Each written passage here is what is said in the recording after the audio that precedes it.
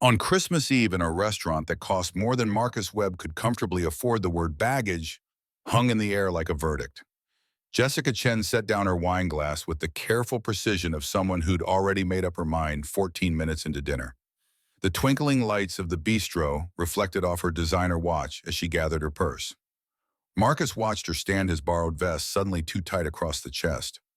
She didn't bother with the polite fiction of an emergency call or sudden illness, just that cool assessment, the kind that reduced 7 years of single fatherhood to an inconvenience. I was clear on the dating app about what I'm looking for. No stepkids, no complications. The noise of other diners, couples leaning close over candlelight, families laughing at crowded tables pressed against Marcus, like evidence of everything he wasn't. $43 for this humiliation. That was winter boots for Emma, or the dental appointment he'd been postponing since August. The waiter approached with practiced sympathy as Jessica's heels clicked toward the exit. Already settled her portion on the way out, he explained, and Marcus recognized the kindness in not making him ask. He left cash on the table and reached for his coat, the worn wool stark against the cashmere and labels surrounding him. 7 years of widowhood had taught him to swallow rejection with his spine straight. The third this year, but who was counting? Only him, apparently, in the small hours when Emma slept, and the apartment walls pressed close with all the futures that would never arrive. He was halfway to the door when a voice stopped him. "Excuse me." The woman at the adjacent table had been there the whole time, he realized. Mid-30s, dark hair pulled back in a twist that spoke of expensive salons and morning routines he couldn't imagine. Navy dress simple, but clearly not simple at all. The kind of professional polish that came from corner offices and six-figure salaries. But her eyes carried something he recognized instantly because he saw it every morning in his own mirror. The particular loneliness that no amount of success could fill. "I know this sounds insane, but I have a proposition for you, so..." Marcus's hand froze on the coat. Another humiliation. Some kind of prank. But she wasn't smiling, wasn't performing. Just looking at him with an intensity that made him check if he'd somehow offended her. "Would you consider being my husband?" The question landed with such absurd sincerity that Marcus actually glanced behind him to see if she was addressing someone else. When he looked back, she was still watching him, waiting, her fingers wrapped around a wine glass like it might anchor her through whatever insanity had just left her mouth. "I'm sorry, what?" "I'm proposing a marriage, not now, obviously, but as a genuine possibility. A partnership." She gestured to the empty chair at her table. "Please sit, let me explain before you run for the exit." Every instinct screamed that this was the moment to politely decline, to make some excuse, and escape this bizarre encounter. But something in her expression, that same desperate hope he'd been suppressing all evening, kept his feet planted. "Is this some kind of joke?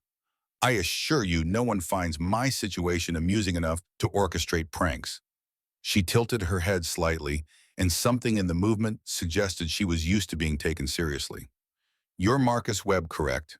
You work in IT at Sterling Solutions. You have a 7-year-old daughter, and you've been a widower for 7 years based on her age in your profile." The blood left Marcus's face. His wallet was still in his hand, forgotten. Around them, the restaurant continued its Christmas cheer, oblivious. "How do you..." "The same dating app your recent companion found you on. I never messaged you because, frankly, I assumed you'd find my circumstances as unsuitable as most people find yours." She extended her hand across the gap between tables. "I'm Catherine Sterling, and I'd very much like 5 minutes of your time to present what might be the solution to both our problems." Marcus stared at the outstretched hand. Everything about this screamed danger. Stranger danger, scam alert, too good to be true warning bells. But underneath the alarm was curiosity, and beneath that something he barely dared acknowledge, the faint pulse of possibility. He moved to her table and took her hand. Her grip was firm, the handshake of someone who'd negotiated deals and won arguments in rooms full of men who underestimated her. 5 minutes. That's all I need." Catherine waited until he'd settled into the chair before continuing. "I'm going to be brutally honest, because I suspect we're both too tired for anything else. I'm 36 years old. I have a successful career in corporate law. I own my condo. I have excellent health insurance." She paused, and something flickered behind the professional mask. "I also cannot have biological children due to medical complications from an accident 9 years ago. And that single fact has made me fundamentally undesirable in the dating market. The response came before Marcus could stop it. That's incredibly unfair. Life often is. Catherine's slight smile didn't reach her eyes. But it's taught me to be pragmatic. I've spent 3 years trying to find a partner through traditional means. App setups, social events. Without fail, the moment I disclose my inability to have children, men disappear. Some are kind about it. Most aren't. But the result is always the same. Marcus found himself leaning forward despite his better judgment. There was something compelling about her directness, the way she laid out her failures like a lawyer presenting evidence. No shame, just facts. Meanwhile, you face the opposite problem. Catherine lifted her wine glass, examining the burgundy liquid as if it held answers. You already have a child, which makes you baggage to women who want to start fresh. You're automatically excluded from an entire category of potential partners simply because you're a father. The accuracy stung. You really did read my profile. And the comments section of every photo. You're clearly devoted to your daughter. You work hard. You're honest about your limitations. And you get rejected anyway because you come as a package deal. She set down the glass. So here's my proposition. What if we solved each other's problems? Marcus leaned back, trying to process the surreal turn this evening had taken. You want to marry someone you've never met because we both get rejected a lot. That's insane. I said as much. But consider the logistics. I want a family but can't have biological children. You have a daughter who needs a mother figure and a partner who won't see her as an obstacle. I can provide financial stability and a home. You can provide the family structure I'll never have otherwise. She met his gaze directly. We're both tired, Marcus. Tired of being alone. Tired of being rejected. Tired of pretending we don't want what everyone else seems to find so easily. This could work. Marriage isn't a business transaction. Isn't it? Catherine's expression softened slightly. My parents had an arranged marriage, 42 years together, and they're genuinely happy. They built love from partnership, not the other way around. I'm not suggesting we fake affection or pretend at passion. I'm suggesting we start with honesty and mutual benefit and see what grows from there. The logic was simultaneously compelling and terrifying. Marcus thought of Emma, of the questions that were starting to come more frequently. Why don't I have a mom? Why did you come home sad again? Did the lady not like me? You don't even know me. I know you raise your daughter alone while working full-time. I know you budget carefully. Those are last season's shoes and your coat has been professionally repaired at the right elbow.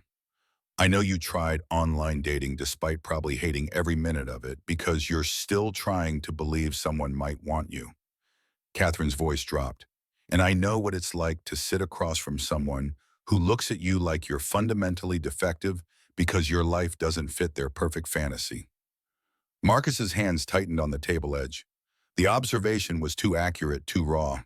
She'd really seen him in a way Jessica Chen never had. I'm not saying decide tonight. I'm saying consider the possibility. Meet me for coffee. Let me explain my situation more fully. If you think I'm crazy, walk away and forget this conversation. Catherine pulled out a business card and slid it across the table. But if any part of you is tired of being alone, tired of being rejected, tired of watching your daughter pay the price for other people's limitations, call me. Marcus stared at the card. Catherine Sterling, Senior Associate Morrison and Hayes LLP, an address in the financial district that suggested corner offices and negotiated deals he couldn't begin to comprehend. This woman could have anyone.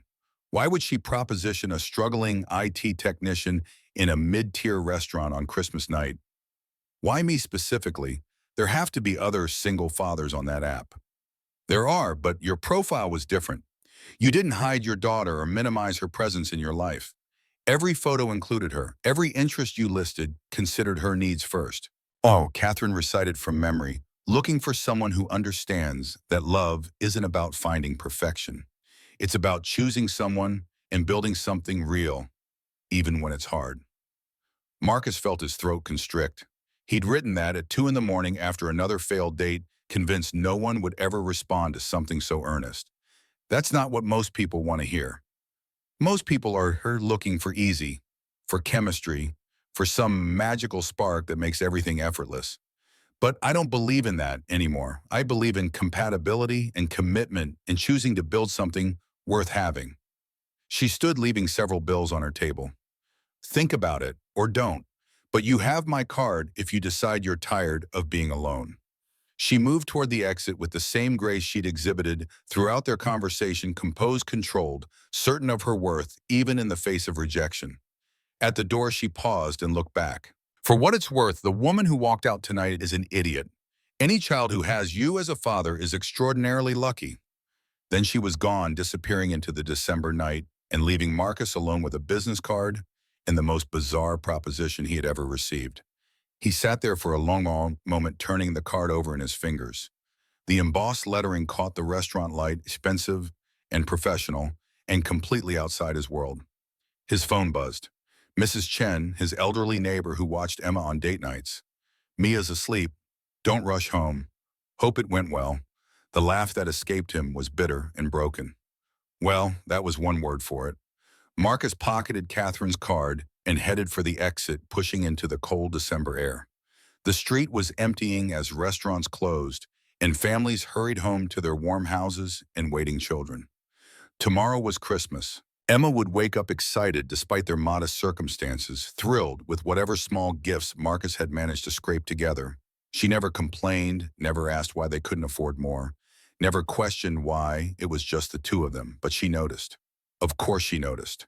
Noticed when other kids talked about their mothers, noticed when school events asked for both parents, noticed when her father came home from failed dates with that particular expression of quiet defeat. The bus ride to Queens took 30 minutes through streets decorated with lights Marcus couldn't afford to put up in their own apartment. Mrs. Chen met him at the door with her usual warm smile, carefully not asking how the evening had gone. She was kind that way, understanding in the way only someone who'd survived her own share of heartbreak could be. She'd left a note on the kitchen table. Mia made you a Christmas card. Worked on it for an hour after dinner. Marcus found it next to the refrigerator. Construction paper folded in half, decorated with slightly crooked stars and a crayon drawing of two stick figures holding hands. Merry Christmas, Daddy. I love you most in the whole world. Something cracked in his chest. He paid Mrs. Chen, locked the door behind her, and moved quietly to Emma's room.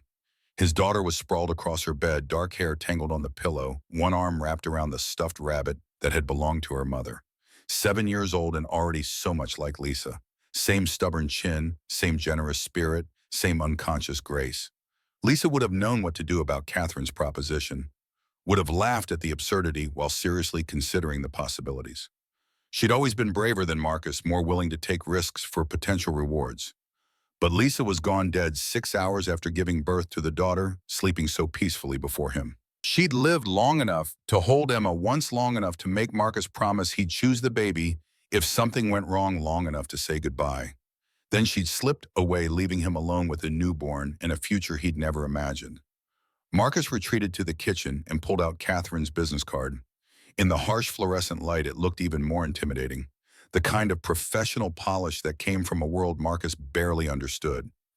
He should throw it away, should forget this entire evening and return to his careful, constrained life. The safe choice, the reasonable choice. Instead, he opened his laptop and typed Catherine Sterling Morrison Hayes into the search bar. Her professional photo appeared immediately. Same intelligent eyes, same composed expression. A profile on the firm's website outlined an impressive career trajectory. Cornell Law, federal clerkship, rapid advancement to senior associate. Published articles on corporate litigation strategy. Pro bono work with family advocacy organizations. A woman who had built success through sheer competence and determination. Marcus dug deeper, finding mentions in legal journals, quotes in news articles about high-profile cases. Nothing about her personal life. No social media presence, no public relationships, no candid photos at events. Just the carefully curated image of a woman who kept her private life intensely private, which made her public proposition tonight even more striking. Whatever had driven Catherine to approach a stranger in a restaurant, it wasn't impulsiveness. This was a woman who calculated risks, who planned meticulously, who was possibly just as desperate and lonely as he was. Marcus closed his laptop and moved to the window, looking out over the city's scattered lights. Somewhere out there, Catherine was probably second-guessing her decision, Probably mortified that she'd exposed herself so completely to a stranger, probably convinced he'd dismiss her as crazy and move on with his life. The sensible thing would be to prove her right. But Marcus had been sensible for 7 years. Sensible had gotten him rejected 3 times this year alone. Sensible meant another decade of failed dates and growing isolation, while Emma watched her father shrink from life's possibilities. His phone sat on the counter screen, dark and accusing. One call could change everything or ruin everything. The uncertainty was terrifying. Behind him, Emma stirred in her sleep, murmuring something inaudible, before settling back into dreams where mothers existed and loneliness was just a word, not a constant companion.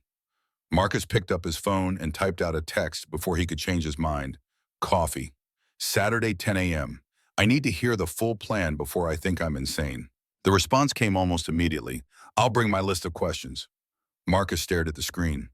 You have a list. I'm a lawyer. I've always have a list. Despite everything, Marcus smiled. Whatever happened next, at least it wouldn't be boring. He set an alarm for Saturday morning and went to bed. Catherine's card still on the counter, the physical evidence that tonight had actually happened and wasn't some stress-induced hallucination. Sleep came in fits, interrupted by thoughts of impossible propositions and the memory of Catherine's eyes when she'd said she was tired of being alone. He understood that exhaustion bone deep. Had lived with it so long it felt like part of his skeleton, now structural and inescapable. But maybe, just maybe, it didn't have to be. Christmas morning arrived with Emma's excited squeals pulling Marcus from dreams of lawyers and propositions and futures that seemed simultaneously impossible and inevitable. She burst into his room at 6:30, pajamas askew, clutching the stuffed rabbit. It's Christmas. Santa came. Marcus had stayed up until 2 assembling the telescope he'd found on clearance. Emma's main gift, something she'd been wanting for months. It wasn't the advanced model she'd pointed out in the astronomy magazine, but it worked, and that would have to be enough. Did he now better go check? Emma grabbed his hand and dragged him to the living room, where their small tree stood decorated with homemade ornaments and lights that had seen better years. The telescope sat beneath it, wrapped in paper Emma had helped pick out at the dollar store. Her gasp of delight made every penny of Marcus's stretched budget worth it. She tore into the wrapping with the enthusiasm only 7-year-olds possessed, and when she saw what it was, she threw her arms around Marcus's waist. You got it. You actually got it. Santa got it, Marcus corrected automatically, though Emma was probably past believing in Santa. She humored him anyway. Thank you, Santa. And you? She looked up with those eyes that were so much like Lisa's. This is the best present ever. They spent Christmas morning on the fire escape. Marcus's building didn't have a balcony. Emma pointing the telescope at the winter sky despite it being broad daylight, chattering about how she'd use it that night to find Jupiter and Saturn. Marcus made pancakes shaped like stars, and they ate them watching a Christmas movie marathon. Emma curled against his side in perfect contentment. This was enough, Marcus thought. This small, careful life they'd built. Emma didn't need a mother. She had him and Mrs. Chen and her teacher, Ms. Rodriguez, who always made time for her astronomy questions. They were fine. But then Emma asked the question that shattered his comfortable lie. Dad, why don't I have a mom? It wasn't the first time she'd asked, but the timing felt significant. Marcus muted the television, giving her his full attention. You know why, sweetheart. Your mom died when you were born. I know that part, but why don't I have a mom now? Other kids have moms, some have 2 moms, but I don't have any. Marcus's heart cracked. Would you want that a mom? Emma considered this with her usual thoughtfulness. I don't know. Maybe it's weird being the only kid without one. And you always look sad when you come home from your friend dates. Friend dates, Emma's term for his attempted romantic relationships. Marcus had thought he'd been hiding his disappointment better. Those aren't working out because the people aren't right, not because of you. Are you sure? Emma's voice got very small. Because I heard you on the phone with Grandma. She said maybe you should date people without kids, that it would be easier. Marcus felt anger flash hot and immediate. His mother had said that not knowing Emma was in the next room, or perhaps not caring. She'd never approved of Lisa, had liked Emma even less after she'd cost Marcus his wife, as she'd once phrased it in a moment of spectacular cruelty. Grandma is wrong. You are the best thing that ever happened to me. Anyone who doesn't see that isn't worth my time. But you're lonely. Emma said it with the blunt honesty children wielded like scalpels. I can tell. Marcus pulled her close, breathing in the strawberry scent of her shampoo. Maybe a little, but I have you, astronaut. That's enough. What if it could be more than enough, though? Emma pulled back to look at him. What if you found someone who liked both of us? Catherine's card seemed to burn in Marcus's pocket. What if I did? How would you feel about that? Emma thought about it seriously. I think I'd need to meet her first, to make sure she's nice and not just pretending. That's very smart. I'm 7. I'm very smart about lots of things. Marcus laughed despite the weight in his chest. Yes, you are. They returned to their movie marathon, but Marcus's mind was elsewhere. Saturday. Coffee with Catherine. A proposition that seemed insane in the cold light of Christmas morning, but also terrifyingly possible. Emma fell asleep against him halfway through the third movie, worn out from excitement and sugar. Marcus carried her to bed, tucked her in with the rabbit, and stood in the doorway watching her sleep. She deserved better than his failed dating attempts and growing isolation. She deserved someone who would choose to be part of their lives, not endure Emma to access him. Maybe Catherine was that person, or maybe this was the most elaborate disaster waiting to happen. Only one way to find out. The coffee shop Catherine suggested was aggressively upscale. Exposed brick artisanal pastries displayed like gallery pieces, beans sourced from cooperatives with unpronounceable names. Marcus felt acutely out of place in his department store slacks and bargain rack shirt, but he'd learned long ago that pretending confidence could sometimes manufacture the real thing. Catherine was already seated at a corner table dressed in weekend casual that probably cost more than Marcus's monthly grocery budget. She looked up as he approached, and something that might have been relief flickered across her face. You came. I almost didn't. Spent 3 days convincing myself this was insane. And yet here you are. Catherine's slight smile suggested she'd had similar doubts. Thank you for taking the risk. She'd already ordered coffee for him, black 1 sugar, exactly how he'd listed it on his dating profile. The attention to detail should have been creepy, but instead felt oddly thoughtful. Catherine had done her homework, approached this with the same thoroughness she probably brought to legal briefs and contract negotiations. I owe you a fuller explanation of my situation. Catherine wrapped her hands around her own cup, some complicated Italian preparation that had required 3 sentences to order, and an apology for ambushing you on Christmas night. Marcus settled into his chair, the leather soft and expensive beneath him. Around them, other customers tapped on laptops and murmured into phones, everyone carefully maintaining the fiction that they weren't eavesdropping. You were desperate. I understand desperate. I was having the worst holiday of my life. I'd spent Christmas dinner with my parents, listening to my mother make increasingly unsubtle comments about my empty house and wasted potential. My father suggested I consider adoption as a consolation prize since I couldn't have real children. Catherine's composure cracked slightly. And my younger sister married 3 kids, perfect suburban life, spent the entire meal reading me like I was somehow defective for not settling down with whatever man would have me. She took a deliberate breath, reestablishing control.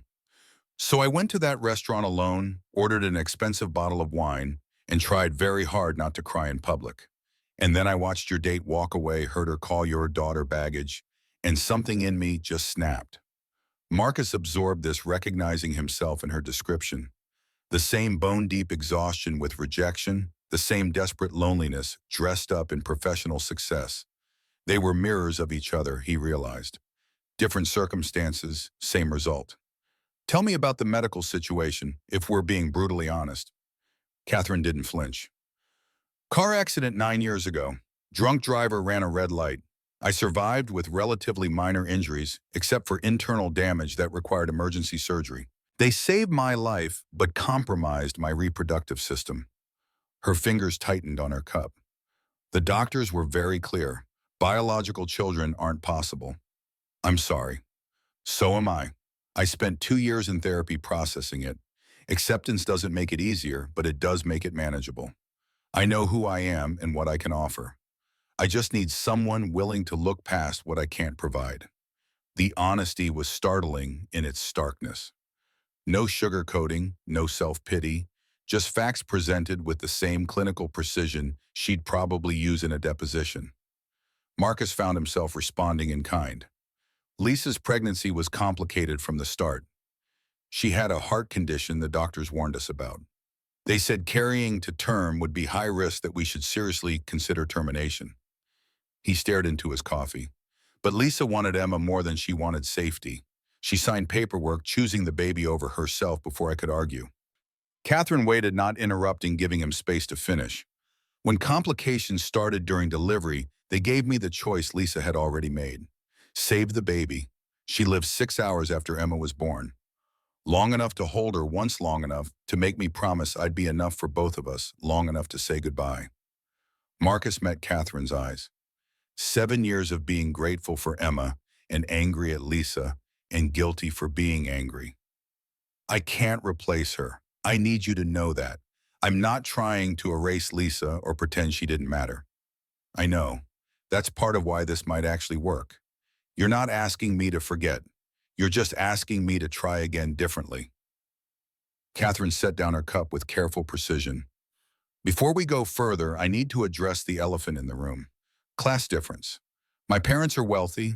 They have expectations about who I should marry, and an IT technician with a child from a previous marriage doesn't fit their vision. The bluntness stung, but Marcus appreciated it. Will that be a deal breaker? If they reject this reject, will you back down? I'm 36 years old. I've built my career. I own my home. I make my own decisions. Catherine met his gaze directly. My parents' approval would be nice, but it's not required. However, I won't lie to you. Their disapproval will make things difficult. They have influence, connections, ways of making their displeasure known. What kind of ways? My father is a senior partner at one of the city's largest firms. He sits on multiple boards. He knows people who know people. If he decided to make your professional life difficult, he could. Catherine's expression hardened. But he won't, because I'll make it very clear that any interference will result in permanent estrangement. I'm not interested in their control, just their acceptance, eventually. Marcus appreciated the honesty even as it scared him. This wasn't just about two people trying to solve their loneliness. It was about navigating worlds that didn't intersect naturally, about class warfare and family expectations and all the ways two people could fail each other. What about the practical stuff? If we actually did this, how would it work? Catherine pulled out her phone and opened a document that looked suspiciously like a contract outline. Of course, she'd come prepared with detailed planning. The lawyer in her couldn't help but organize the chaos into bullet points and contingencies. Timeline: 6 months of dating, publicly building toward an engagement that won't shock our respective circles. Living arrangements: I'm willing to move closer to Emma's school wherever that needs to be. Your daughter's stability takes priority. She scrolled down.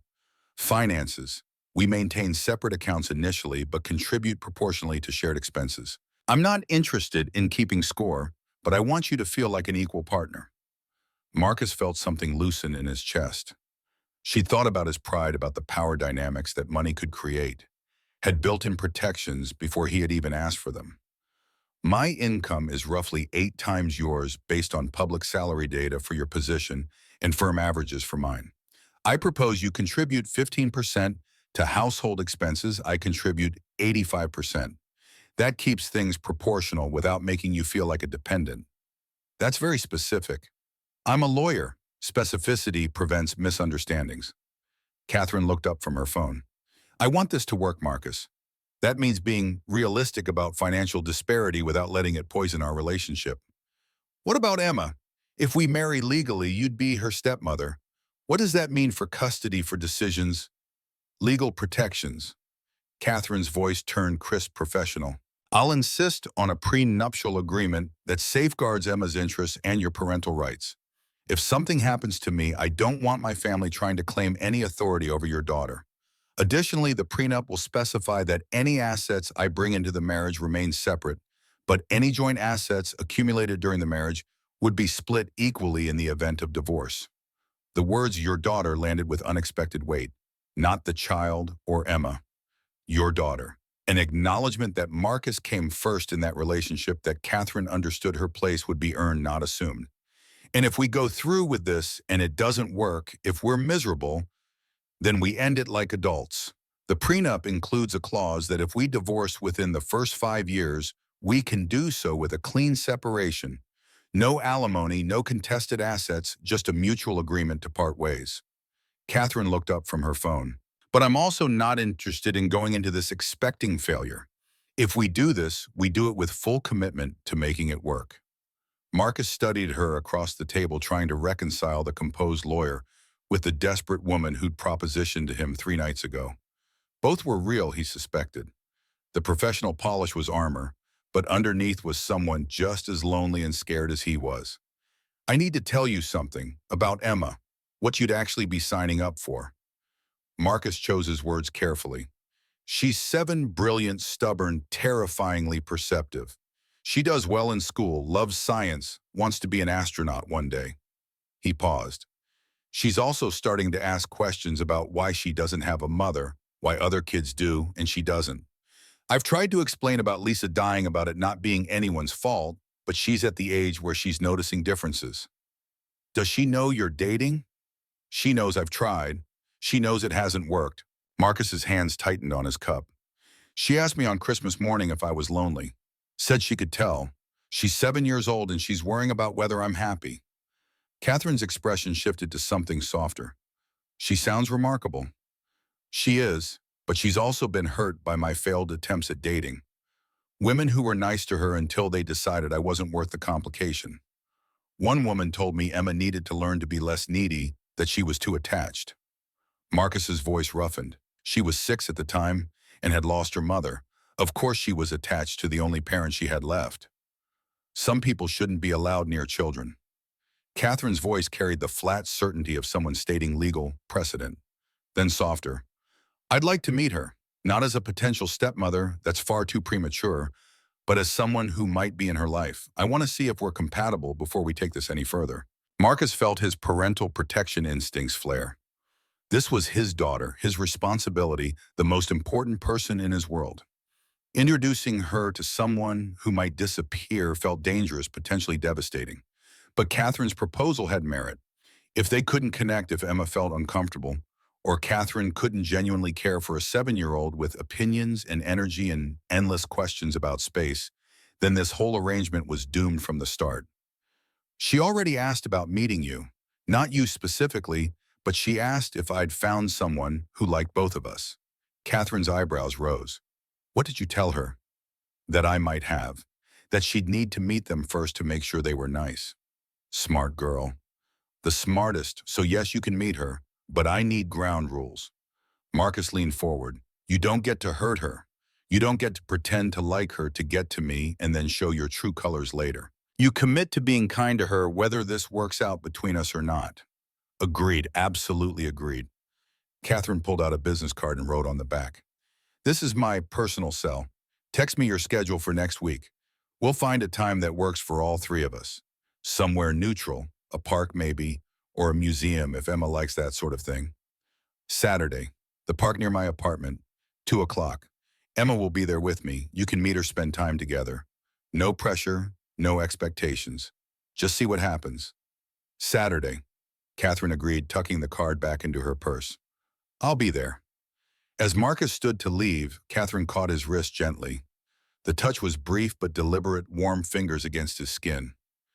Marcus, I know this is unconventional. I know it seems crazy. But I promise you, if we do this, I will never make your daughter feel like she's anything other than wanted. Whatever else happens between us, that's my commitment. The intensity in her voice, the absolute certainty, loosened something in Marcus's chest he hadn't realized was clenched.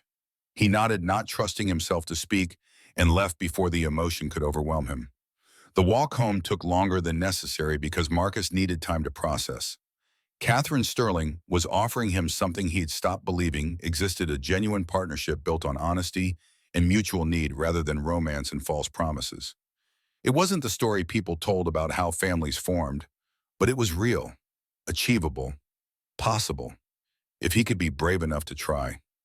Mrs. Chen was watering plants in the building hallway when Marcus arrived. She took one look at his face and smiled. Good coffee date?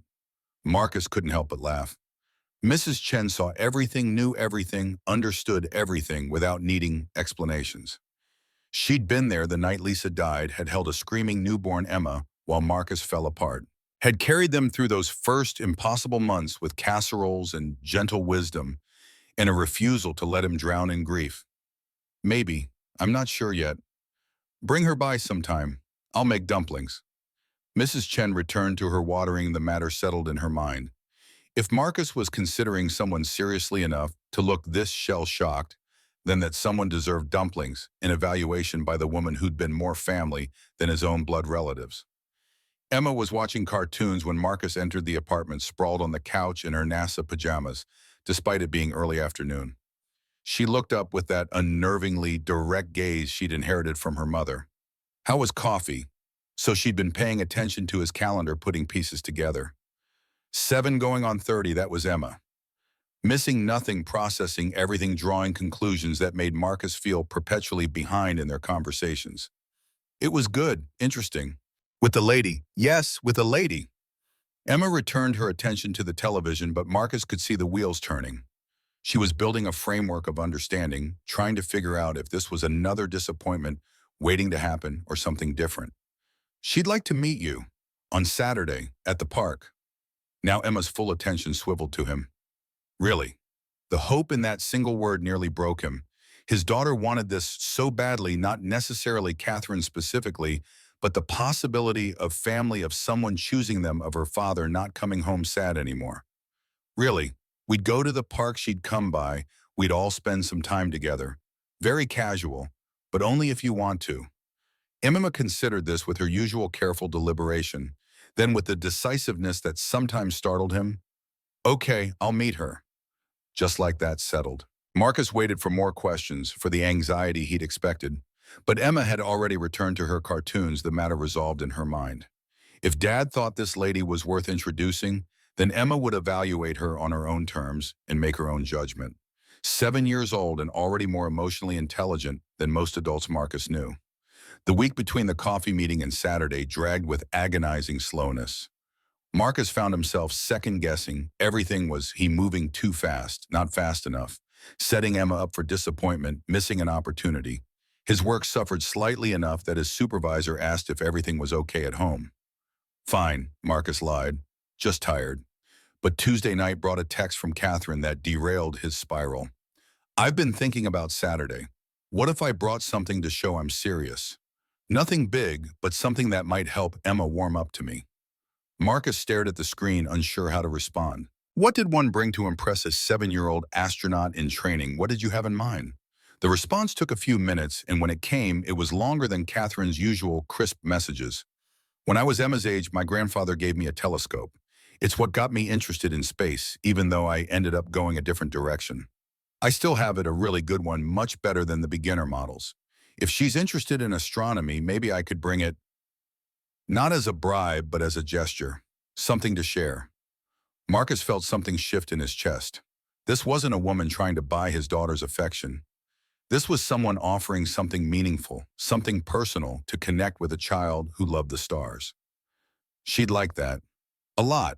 But you don't have to give up your grandfather's telescope. I'd rather it go to someone who'll use it than sit in my closet gathering dust. Besides, I have a feeling my grandfather would approve of passing it along to the next generation of stargazers. Thank you. Really, see you Saturday. Marcus told Emma that night, carefully framing it so she wouldn't feel pressured. The lady I mentioned, Catherine, she used to be interested in space when she was your age. She has a telescope her grandfather gave her that she thought you might like to try out. Emma's eyes went wide. A real telescope, like a good one. I think so, yes. Can I keep it? I don't know about that. We'll have to see, but you can use it on Saturday. Emma was quiet for a moment, processing. Then, why would she bring me something if she doesn't even know me yet? It was the question of a child who'd learned not to trust easy gestures, who'd been disappointed before. Marcus chose his words carefully. I think she wants you to know she's serious about getting to know us, about being someone who might be in our lives. Okay. Emma returned to her homework, but Marcus could see her mind working.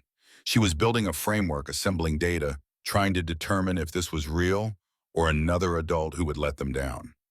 Saturday arrived wrapped in the kind of crisp winter sunshine that made the city's grime look almost beautiful. Marcus woke early, nerves humming beneath his skin.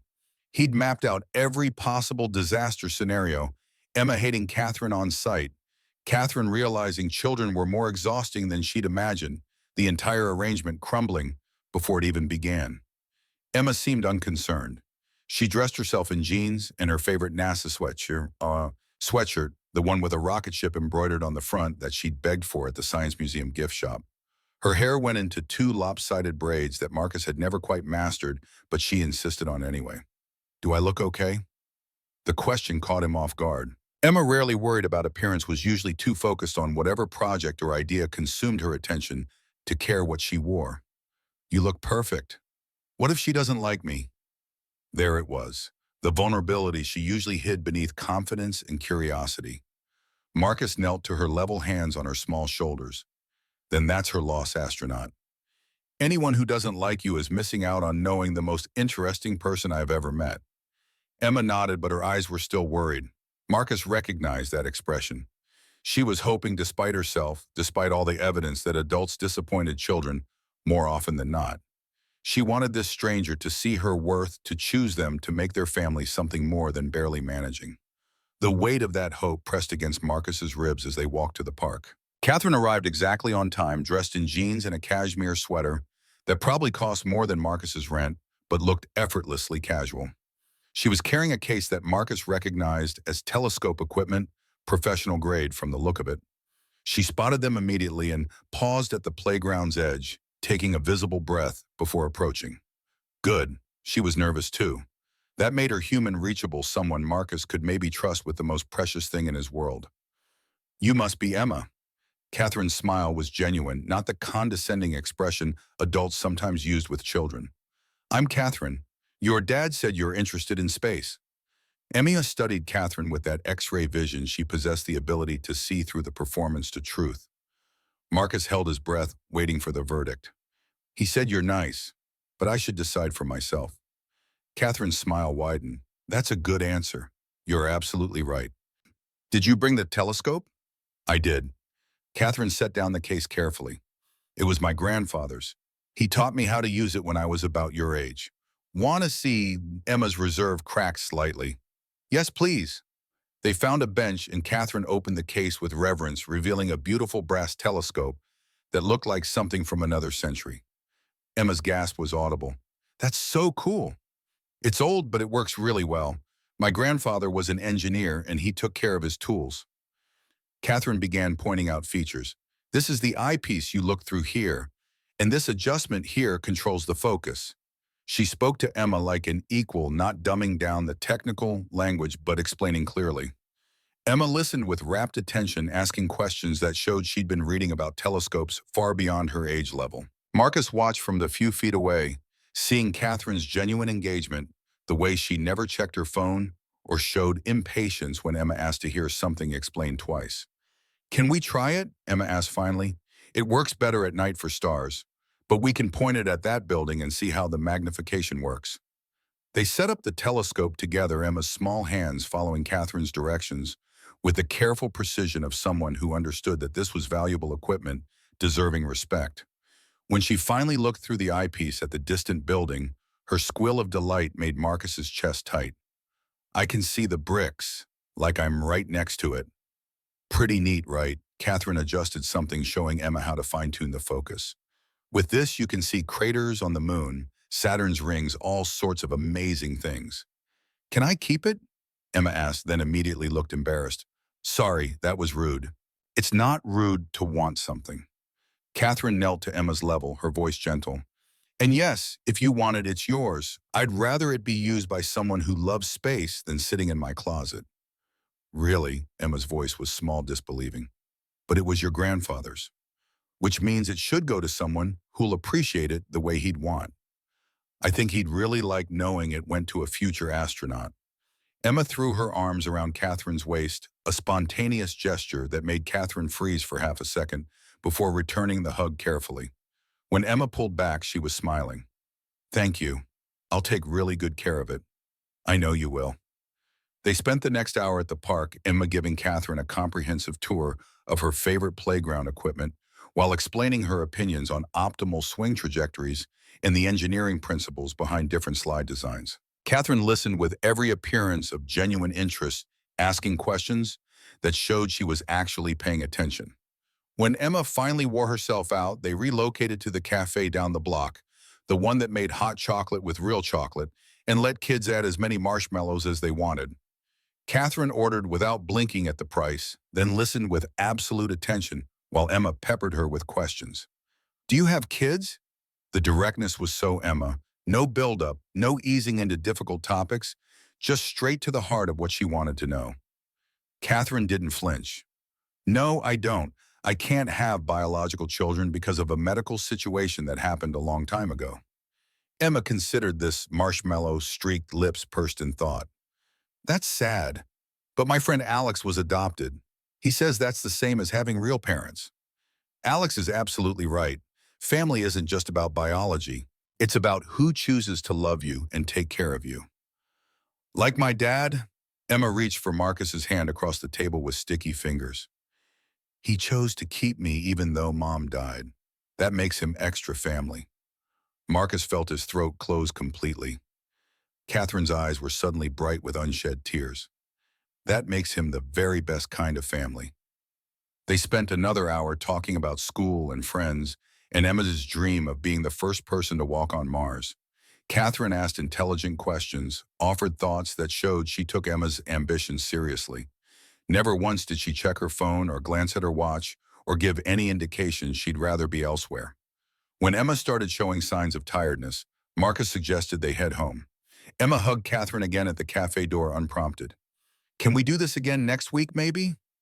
Catherine looked to Marcus, a question in her eyes. He nodded, still processing the ease of the afternoon, the way Emma had taken to Catherine without reservation.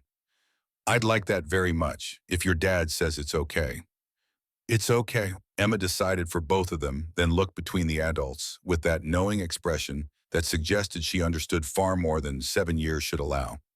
I like you, Catherine. You don't pretend to like me, you actually do.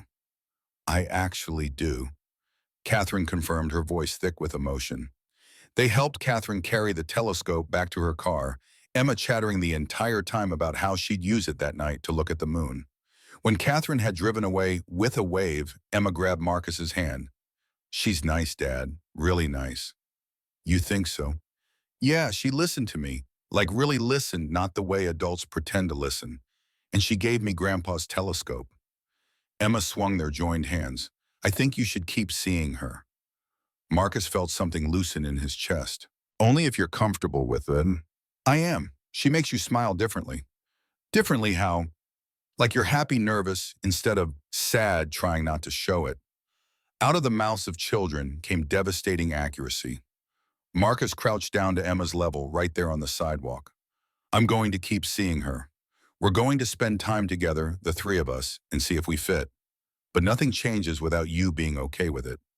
You're the most important person in my life, the astronaut. That doesn't change. I know, Dad. Emma hugged him. But maybe there's room for Catherine, too. They walked home in companionable silence, Emma periodically skipping ahead with excess energy before circling back to Marcus. When they reached their building, Mrs. Chen was outside watering her window boxes despite the cold. Good afternoon, she asked, eyes twinkling. The best, Emma announced. Catherine gave me a telescope. Did she now? This Catherine must be very special. She is, Emma said with absolute certainty, then bounded up the stairs to their apartment, eager to set up her new prize. Mrs. Chen looked at Marcus with that knowing expression she wore when she'd already figured everything out. Catherine, the woman I told you about, the one who propositioned you in a restaurant. Mrs. Chen, don't Mrs. Chen me. I'm old, not stupid. That child is glowing. You're glowing. This Catherine person must be something special to earn Emma's approval this fast. She gave Emma her grandfather's telescope. Ah, Mrs. Chen nodded sagely. Smart woman. Understood the way to Emma's heart is through the stars. She paused. But more than that, yes. She treated Emma like a person, not an obstacle. Marcus felt his throat tighten. Yes. Good. Bring her for dumplings next week. I want to meet this woman who might make you both happy. That night, after Emma had spent 2 hours with her new telescope pointed at the winter sky from their fire escape, after she'd finally fallen asleep with the astronomy book Catherine had mentioned as a follow-up gift, Marcus texted Catherine. Emma loved the telescope. Thank you. The response came quickly. She's wonderful, Marcus. Brilliant and funny, and so completely herself. I'm honored she liked me. She more than liked you. She told me I should keep seeing you. Marcus hesitated, then added, I agree with her. His phone rang immediately. Catherine's voice was warm but tentative. Really, really, I think we should try this, officially. Whatever this is arrangement, partnership, experiment in solving loneliness, I want to see where it goes. So do I, Catherine's relief was audible. I was terrified she'd hate me. Impossible. You gave her a telescope and treated her like an intelligent human being. You basically won her over in the first 5 minutes. I meant what I said, about family being choice. I meant all of it. I know you did. That's why I'm saying yes. They talked for another hour, mapping out logistics. Catherine wanted to take things slow for Emma's sake, build trust gradually rather than rushing into anything that might overwhelm her. They'd do family outings once a week with Marcus and Catherine having one adult dinner monthly to check in and ensure they were still aligned. 6 months, Catherine said. We give this 6 months of serious effort. If at any point Emma seems uncomfortable or this isn't working, we reassess. But if it goes well, we talk about next steps. Marriage, Catherine said bluntly. Let's not pretend this is anything other than what I proposed. If the 6 months work, I want to formalize this. Make it legal. Build the family we both want. Agreed. After they hung up, Marcus stood at the window, looking out over the city's scattered lights. 6 months to build something real from an impossible proposition. 6 months to see if compatibility and commitment could create what romance and passion promised, but rarely delivered. He thought of Lisa, wondering what she'd make of all this. She'd probably laugh at the absurdity while being simultaneously charmed by Catherine's directness.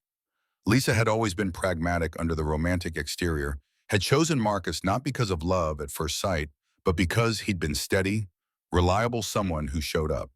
Catherine was offering the same thing. Showing up. Being present. Choosing them deliberately rather than falling into family by accident. Maybe that was better. More honest. More likely to last. Emma's voice drifted from her room, talking to her stuffed animals. And then Catherine gave me the telescope, which means she's serious. Dad says we're giving this 6 months. I think that's smart. You have to test things before you know if they'll work. Marcus smiled despite himself. 7 years old and already wiser than half the adults he knew. The next 6 months unfolded with a rhythm Marcus hadn't known he was missing. Catherine integrated herself into their lives with the same meticulous planning she brought to legal strategy, but tempered now with genuine affection that surprised all three of them. Wednesdays became their regular night. Catherine would come over often, bringing groceries to cook together or suggestions for museums and activities Emma might enjoy. She never tried to parent Emma, instead positioning herself as something between friend and mentor, someone Emma could trust, but who wasn't trying to replace Lisa. Emma, for her part, bloomed under the attention. She had someone to share her astronomical enthusiasms with, who actually understood orbital mechanics from that law school friend who'd worked in satellite law. Someone who helped with homework without making her feel stupid. Someone who showed up to school plays and science fairs and parent-teacher conferences without being asked. Marcus watched Catherine navigate the complexities of pseudo-parenthood with growing admiration. She asked Emma's opinion on decisions, deferred to Marcus on parenting calls, built trust through consistency rather than grand gestures. When Emma had a nightmare about losing Marcus the way she'd lost Lisa, it was Catherine who sat with her until dawn, explaining statistics and probability in a way that somehow soothed the 7-year-old's fears. The odds of both your parents dying while you're young are very, very small, Catherine had said, voice gentle in the darkness. And even if something happened, which it won't, you'd have your grandparents, Mrs. Chen, your friends' families. You'd never be alone. Would I have you? Emma had asked. Catherine had gone very still. Would you want that? Yeah, I think so. Then yes, you'd have me. Marcus, listening from the hallway, had felt something fundamental shift in his chest. This wasn't just an arrangement anymore. Catherine had stopped performing the role of interested party to a transaction and had become genuinely invested in Emma's well-being. Their monthly adult dinners evolved from strategic planning sessions to actual dates. Catherine took Marcus to restaurants he could never afford, but she did it in a way that didn't make him feel like charity. I wanted to try this place and everything's better with company. They talked about everything, their pasts, their hopes, their fears about whether they were doing right by Emma. She asked me yesterday what she should call me, Catherine said over dinner at month 4, if this becomes permanent. What did you say? That she could call me whatever felt comfortable. Catherine Kath Mom if she wanted, but only if it felt right. Catherine paused. Is that okay? I don't want to overstep. Marcus reached across the table for her hand. You're not overstepping. You're being exactly what we need, someone who cares enough to worry about overstepping. I love her. The admission came quietly, almost surprised. I didn't expect that. I thought this would be practical, logical. But I love that little girl. Her curiosity, her intelligence, her enormous heart that somehow survived losing her mother without becoming bitter. She loves you too. She told Mrs. Chen last week that you're her bonus mom. Catherine's eyes went bright with tears. Bonus mom. Extra love instead of replacement love, apparently. They sat in silence for a moment, both processing the weight of what was building between them. This had started as a business arrangement, a solution to mutual loneliness. But somewhere along the way, it had become real. I love you too, Catherine said finally. I know that wasn't part of the plan, but I do. Marcus felt his throat tighten. I love you too. The you who sits through Emma's astronomical lectures without complaint. The you who remembered my coffee order. The you who negotiates bedtime like a contract dispute and somehow makes Emma laugh while doing it. So what do we do about it? We stick to the plan. 6 months, then we reassess. Marcus squeezed her hand. But I know what my answer will be. So do I. Month 5 brought their first real test. Marcus's mother, who'd been carefully avoiding meeting Catherine despite multiple invitations, announced she was coming to visit for Emma's birthday. She'd made her disapproval clear in phone calls. This arrangement was unsuitable. Marcus was making a mistake. Emma deserved better than a stepmother who couldn't have her own children. She's going to be awful, Marcus warned Catherine the night before his mother's arrival. Passive-aggressive at best, actively hostile at worst. I can handle difficult people. I'm a lawyer. Catherine's confidence was reassuring. Besides, the only opinion that matters is Emma's. Your mother can disapprove all she wants. But when Patricia Webb arrived, her disdain was immediate and palpable. She embraced Emma with genuine warmth, then turned to Catherine with an expression of cool assessment. So you're the woman my son is involved with. Catherine Sterling. Catherine extended her hand, which Patricia took with obvious reluctance. It's nice to finally meet you, Mrs. Webb. I'm sure. Patricia's tone suggested she found nothing nice about the meeting. Marcus, Emma, and I are going shopping for her birthday gift. We'll be back for dinner. It was a deliberate exclusion, a message that Catherine wasn't family.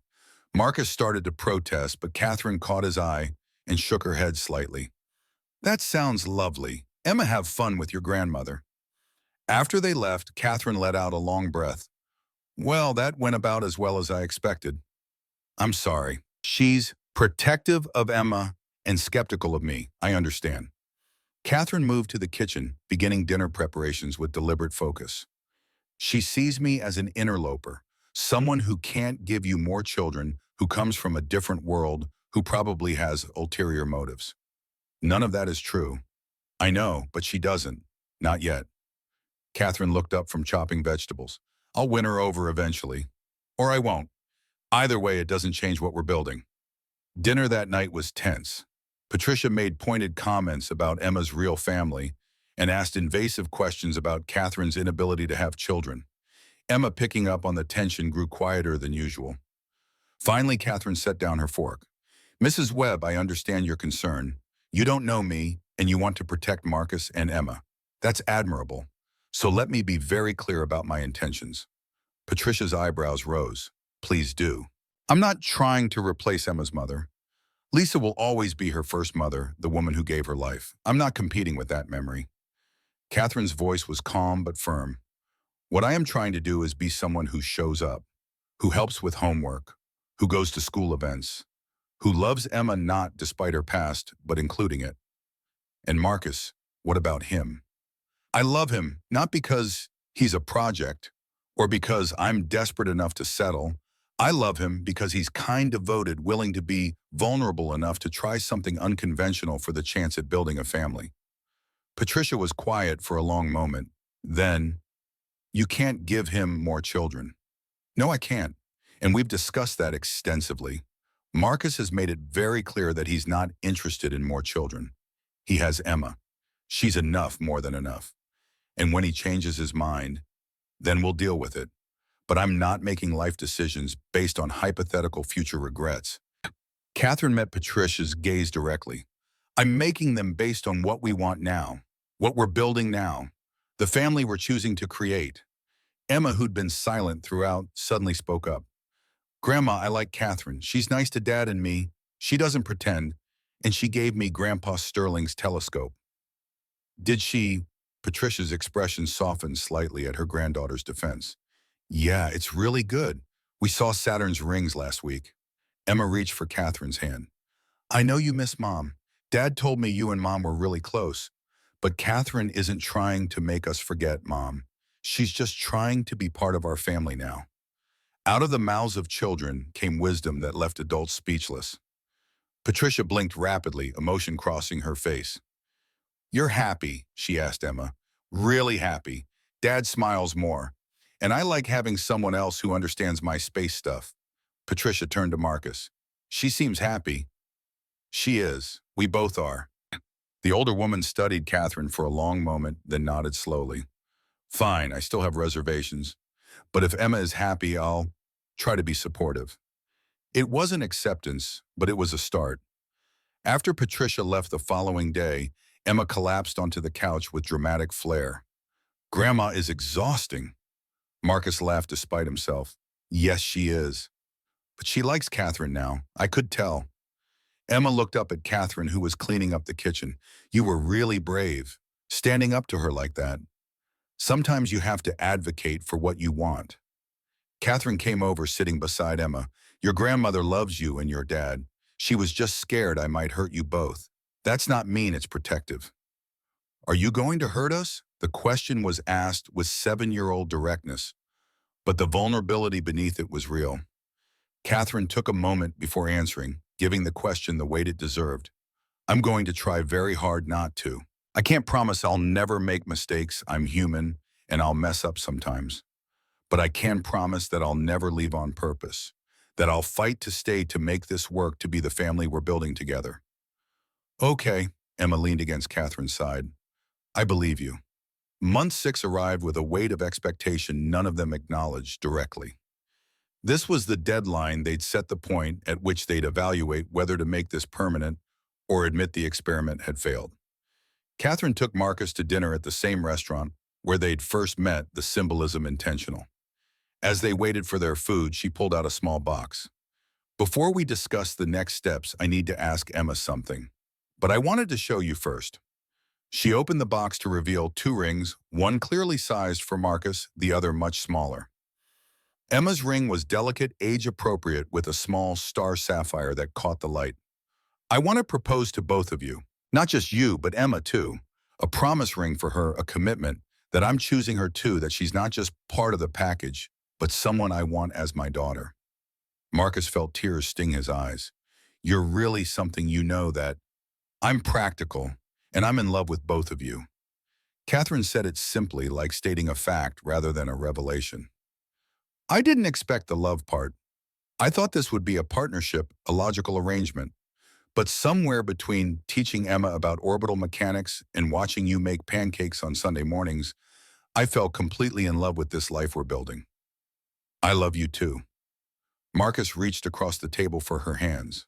Both of us do. So is that a yes? You'll marry me? On one condition. We ask Emma together. Make sure she's truly okay with this. Agreed. They told Emma the next evening. Catherine had prepared a whole speech about family and commitment and promises, but Emma interrupted 3 sentences in. Are you asking to be my mom? Catherine blinked, speech derailed. I'm asking to be part of your family. I'll never replace your first mom. I know that. But can't I call you mom anyway? Or is that weird? Catherine's composure cracked completely. You can call me anything you want. Mom it is. Emma examined the promise ring with scientific interest. This is pretty. What does it mean? It means I'm promising to stay, to be here for you to help raise you to love you, not because I have to, but because I choose to. Like Dad chose to keep me when my first mom died. Exactly like that. Emma slipped the ring onto her finger, admiring how it caught the light. Okay, I accept your proposal. She grinned up at both of them. Can we have cake now? This is a big day and I need fuel. Just like that settled. Marcus and Catherine exchanged glances over Emma's head, both trying not to laugh at the 7-year-old's casual acceptance of life-changing decisions. We'll get cake, Marcus promised. But first I have a question for you too, Catherine. He knelt down, pulling out a ring box he'd been carrying for 3 weeks, waiting for the right moment. Catherine Sterling, will you marry me? Will you choose us officially and permanently? Will you let us build this family together? Catherine's laugh was half sob. I already proposed to you.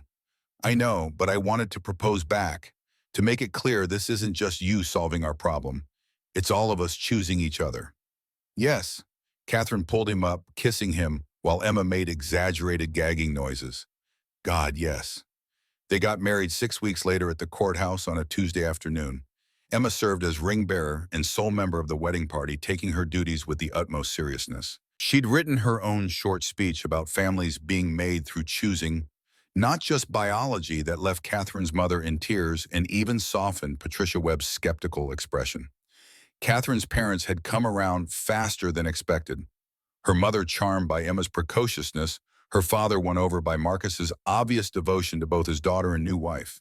Marcus's parents took longer, but Emma's persistence and Catherine's steady kindness gradually cracked their resistance. The judge who married them was an older woman who'd seen thousands of weddings. As she pronounced them married, she added an unexpected observation. In 30 years of officiating weddings, I've learned that the best marriages aren't the ones that start with passion. They're the ones that start with purpose. You three have purpose. Treasure that. On their wedding night, after Emma was asleep at Mrs. Chen's apartment for a rare sleepover, Catherine and Marcus stood in their new shared home. Catherine's condo expanded to accommodate Emma's astronomical chaos and surveyed the transformation. Your daughter has redecorated. Our daughter, Marcus corrected. And yes, she has opinions about throw pillows. The formerly minimalist space now featured Emma's artwork on the refrigerator, family photos on every surface, and a disturbing number of glow-in-the-dark stars on various ceilings. The telescope Catherine had given Emma held pride of place by the largest window, and Emma's books about space occupied an entire bookshelf Catherine had installed. I never thought I'd have this, Catherine said quietly. A family, people who chose me not despite my limitations but including them. I never thought I'd have it again. Marcus pulled her close. Thank you for being brave enough to proposition a stranger in a restaurant. Thank you for being brave enough to say yes. They'd built something from nothing, from 2 desperate people and 1 perceptive child. They'd created a family. Not the traditional way, not the story anyone told at parties, but theirs. Chosen, deliberately constructed, carefully loved, fiercely. From Emma's room at Mrs. Chen's, Marcus's phone buzzed with a text telling Mrs. Chen about the wedding. She wants to make dumplings to celebrate. Also, can I stay up late? It's a special occasion. Marcus showed Catherine the text. She laughed, typing back. 30 more minutes, then sleep. We're picking you up for breakfast tomorrow. The response was immediate. Deal. Love you both. Marcus pocketed his phone and turned to Catherine. So, we did it. We actually did it. We did. Catherine moved to the window, looking out over the city. Marcus, can I tell you something? Anything. When I approached you in that restaurant, I was at my lowest point. I'd convinced myself that I'd never have what I wanted, that being alone was just my reality. And then I saw you getting rejected, and I saw myself and I thought, what if we just chose differently? What if we built what we wanted instead of waiting for it to find us? And now I know I was right. Catherine turned to face him. This isn't the fairy tale. We didn't fall in love at first sight. We didn't have some magical moment where everything clicked. But what we have is better. It's deliberate, intentional, built on honesty and compatibility in the radical act of choosing each other every single day. Marcus crossed to her, taking her hands. I love you. I love the life we're building. I love watching you be Emma's mother. I love that you made a spreadsheet for our wedding budget and another one for Emma's college fund. Those spreadsheets are important. I love that you think spreadsheets are romantic. Marcus kissed her softly. I love all of it, all of you. Even the part where I reorganized your kitchen, especially that part. It actually makes sense now. They stood together at the window watching the city lights. Somewhere out there were other people, like they'd been lonely, rejected, convinced they'd never find what they wanted. Marcus hoped some of them would be brave enough to build it themselves, to choose differently, to take the risk. What do you think Emma will remember about all this? Catherine asked. When she's older, I think she'll remember that three people who were alone decided not to be, that we built a family on purpose with intention, and that it was just as real as any other family. You think she'll understand why we did it this way? I think she already does. She told Mrs. Chen last week that we're proof that family is about showing up, not about how you start. Marcus pulled Catherine closer. She's 7 and she already gets what took us decades to learn. She's remarkable. She is. Because of Lisa, because of me, and now because of you. Catherine rested her head against his shoulder. Do you think Lisa would approve of us? Marcus had thought about this question many times over the past 6 months. I think Lisa would say I'm an idiot for taking so long to say yes to you. She'd love that Emma has someone who encourages her dreams and doesn't try to make her more conventional. She'd probably have 1,000 questions about satellite law and would want to debate contract clauses with you. I wish I could have met her. Me too. You would have liked each other. Marcus paused. You know what Emma told me last week? She said she talks to Lisa sometimes, tells her about you, about us. She said she thinks Lisa sent you to that restaurant. You believe in that sort of thing? I don't know, but I know that 6 months ago I was drowning in loneliness and Emma was starting to notice. And now we're here. If that's coincidence or fate or just two desperate people making a logical choice, does it matter? No. Catherine lifted her hand to kiss him. It doesn't matter how we got here, just that we are here.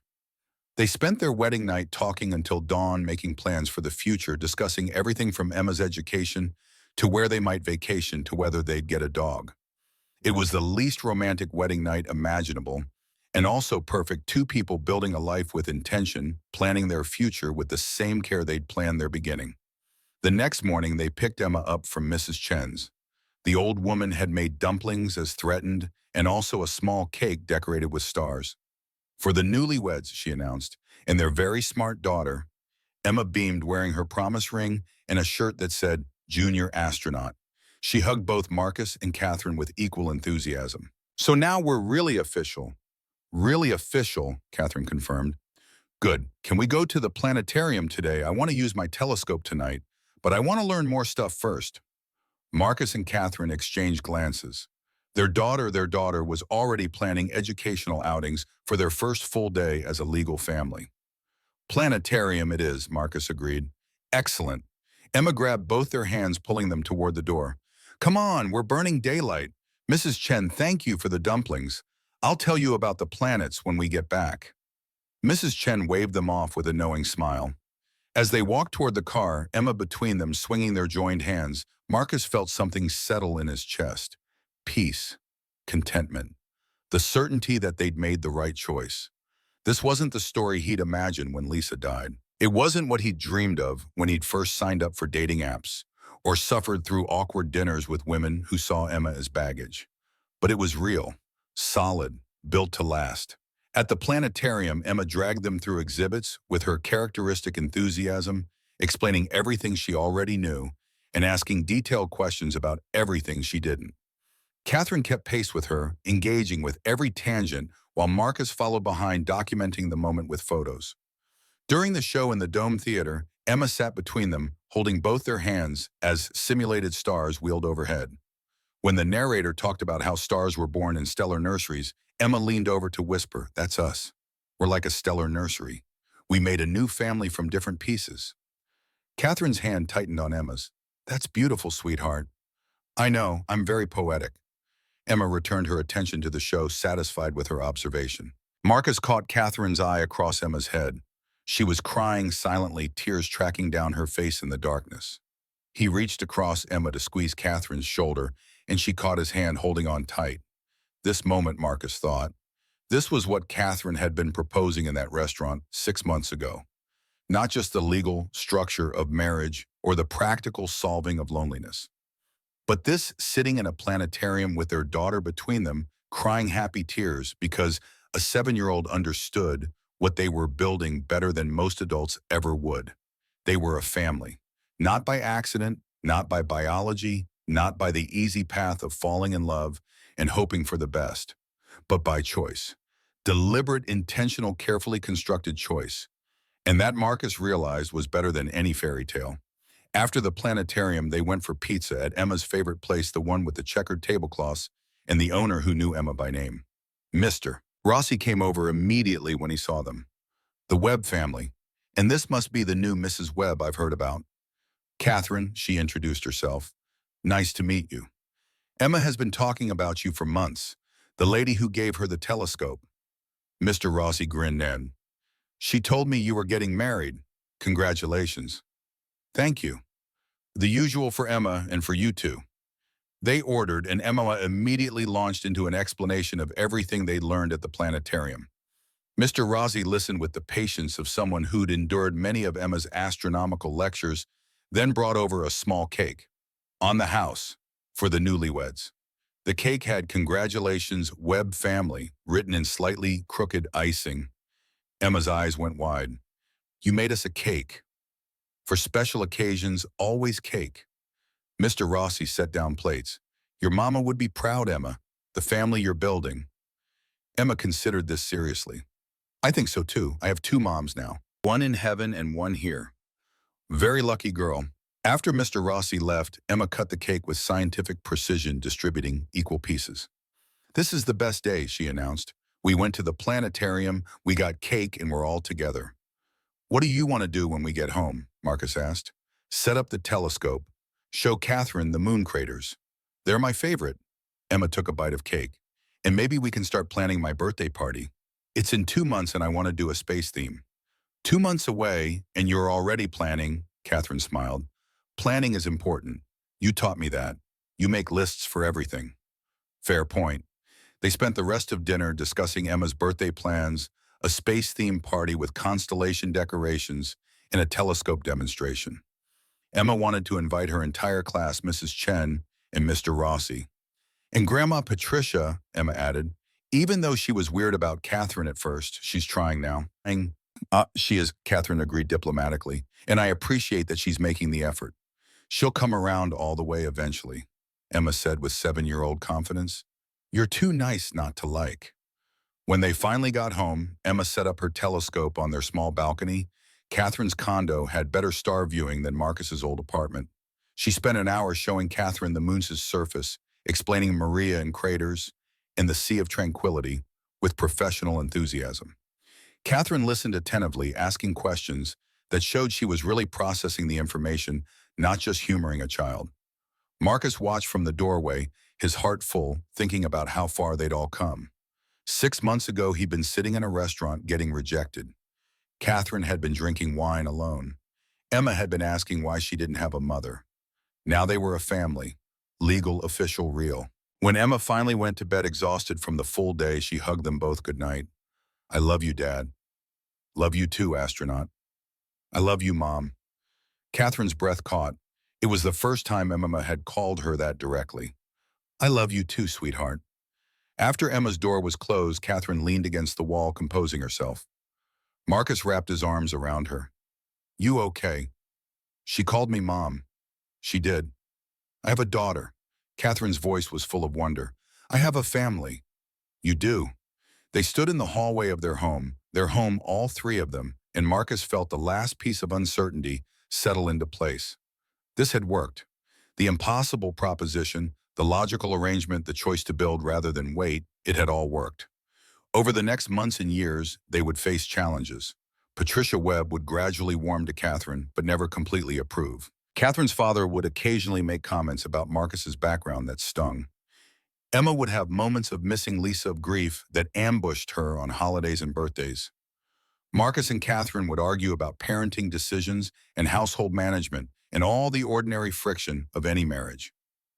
But they would weather it because they'd chosen this, deliberately built it, intentionally created something that could withstand pressure because its foundation was honest and strong. Emma would grow up secure in the knowledge that she had two mothers who loved her and who'd given her life, one who'd chosen to be her parent. She'd excel in school, eventually earning a scholarship to study aerospace engineering. At her high school graduation, she'd give a speech about how family wasn't about biology, but about who showed up, who stayed, who chose you. Catherine would make partner at her firm 3 years after the wedding. Marcus would transition to a better job with actual work-life balance, partially through connections Catherine made, but mostly through his own competence. They'd buy a house in the suburbs with a yard for the dog Emma would eventually convince them to get, and a rooftop perfect for astronomical observations. But all of that was future. For now, on their wedding night, plus one day, Marcus and Catherine sat on their balcony, watching the stars, listening to Emma talk in her sleep about Mars rovers and orbital mechanics. "No regrets?" Catherine asked quietly. "Not a single one. Even though this isn't how these stories usually go, especially because it's not how these stories usually go." Marcus pulled her closer. "We didn't wait for lightning to strike. We didn't hope for magic. We built this ourselves. That makes it better, not worse." "I love you, Marcus Webb." "I love you too, Catherine Webb." They sat in comfortable silence, two people who'd been desperately alone now, anything but. Above them, stars wheeled through the winter sky, indifferent to human struggles and triumphs. But inside their home, Emma slept peacefully secure in the knowledge that she had two parents who'd chosen each other and chosen her. And in the morning, they'd wake up and do it again. Choose each other, show up, be the family they'd decided to build. Not a fairy tale, something better, something real, something that would last because they'd built it to last with intention and honesty and the radical courage to choose differently. From desperate to determined to devoted, that was their story. And it was just beginning.